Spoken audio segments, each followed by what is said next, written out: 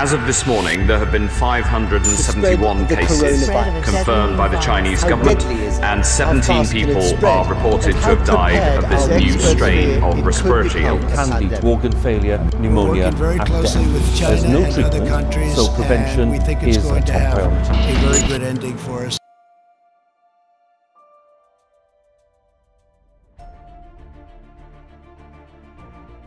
Depuis plus d'un an, tout ce que nous faisons juste entendre, c'est pandémie, crise sanitaire, crise mondiale.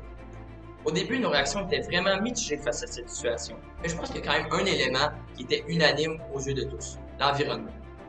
On s'est tous dit, OK, mais enfin, on donne un répit à notre Terre. Enfin, on va être capable de rembourser une certaine dette qu'on y doit à cause qu'on a accumulé, on a dépensé les ressources de la Terre depuis des années.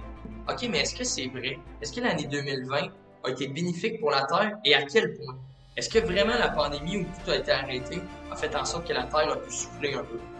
Ça, c'est tous des questions qu'on va tenter de répondre avec Sous le radar.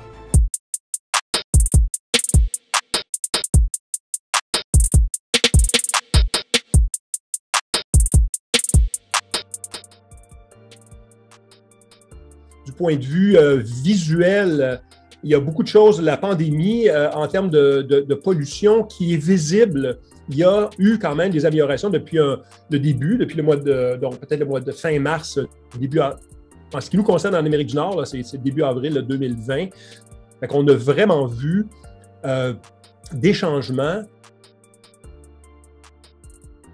Je m'appelle Éloi Quinton, donc je suis journaliste pour Sous le radar. Nous, on se questionne vraiment à savoir est-ce que la pandémie a eu des impacts, à quel point que la pandémie a eu des impacts, si oui, positifs ou négatifs, ou finalement la planète n'a pas arrêté elle n'a pas arrêté, puis on vit encore un peu en crédit. Je sais qu'au début de la pandémie, il y a eu beaucoup de reportages qui ont été faits et des analyses qui ont été faites sur, justement, vu qu'on a fait une diminution de la consommation énergétique et des transports. Parce que, en fait, par exemple, en Chine, une grande majorité des usines ont fermé.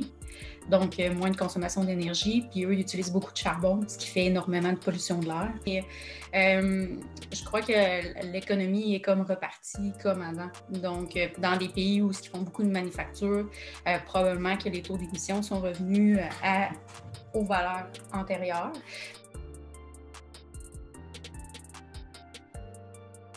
Donc, on peut prétendre qu'en fait, habitude de vie, habitude de consommation et habitude en général peut rimer avec qualité de l'environnement.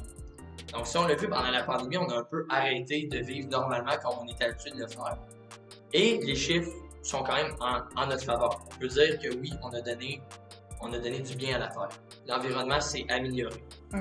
Ça nous a permis d'avoir un excellent pas en avant pour tout ce qui était la réalisation du télétravail, qui était mal perçu au début. Maintenant, on a prouvé que ça fonctionnait. Puis ça va aider énormément parce que le transport est la principale source des émissions de GES au Québec, juste pour dire. Donc, ça va permettre de réduire énormément autant les gaz à effet de serre que la production de pollution. Ça, pandémie ou pas, je pense qu'on est en train d'assister à la réalisation qu'il faut changer de façon drastique nos façons de faire, et on pense en particulier aux émissions de gaz à effet de serre.